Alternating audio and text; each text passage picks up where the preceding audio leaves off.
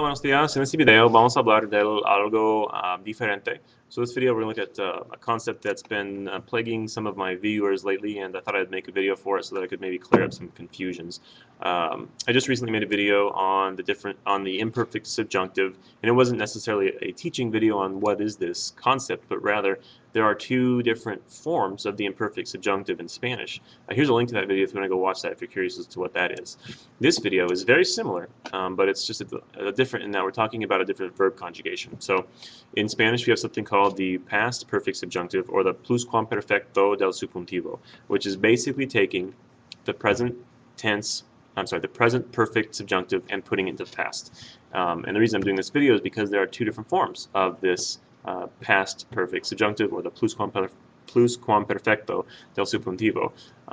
Let me give you an example really quick of the present perfect subjunctive, and then I'll give you an example of the past perfect subjunctive so you can kind of see what they are. If you haven't yet learned these concepts, I would definitely go back and learn those first, because I'm not going to teach you what these are, rather tell you the difference between these two different forms of the past perfect subjunctive.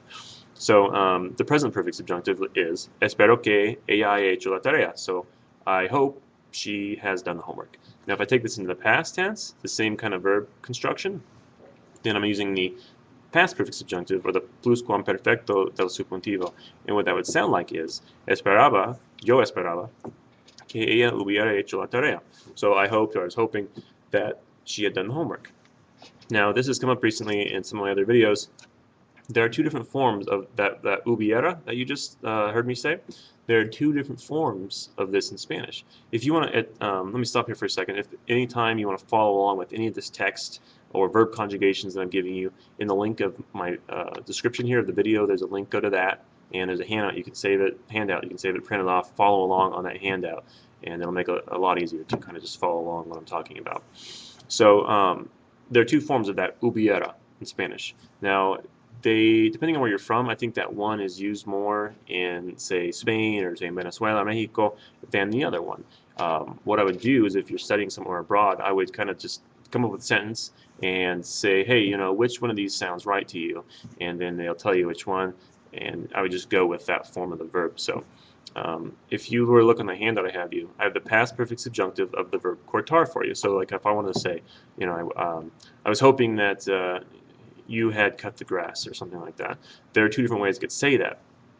Or if I wanted to say, I was hoping that my girlfriend had bought me a gift. There are two different ways to say that, and those two ways are on the handout that I gave for you. So I'll read those to you really quick. Ojalá que mi novia me hubiera comprado un regalo. Ojalá que mi novia me hubiese comprado un regalo. So you're going to be using the different form of that hubiera or hubiese depending on where you're from. Technically, they don't mean something different, technically. However, because language develops in different ways, I've seen people, native Spanish speakers, say that hubiera and hubiese can have a different connotation depending on where you're from. So it's not wrong for someone to say that these mean something different because of the way language develops. Technically, they're the same, but things change. So I would ask your friend, if they're you know, from Bolivia or from wherever, say, you know, which do you use? Or do you use both, and why do you use both? And just ask them about it, so you can kind of learn from what they would say. I think that's pretty much it. If you want to watch that other video too, I go a little bit more into it on the difference between the two different forms of the imperfect subjunctive.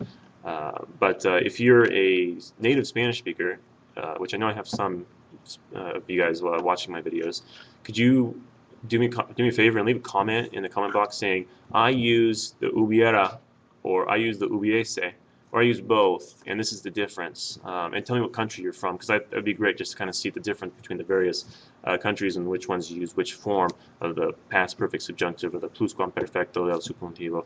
Because I'm curious, I'd really like to know. I think that some of my viewers would just be like, oh, that's cool to know that Chile uses this and Costa Rica uses this, because it's just kind of fun to know different facts like that.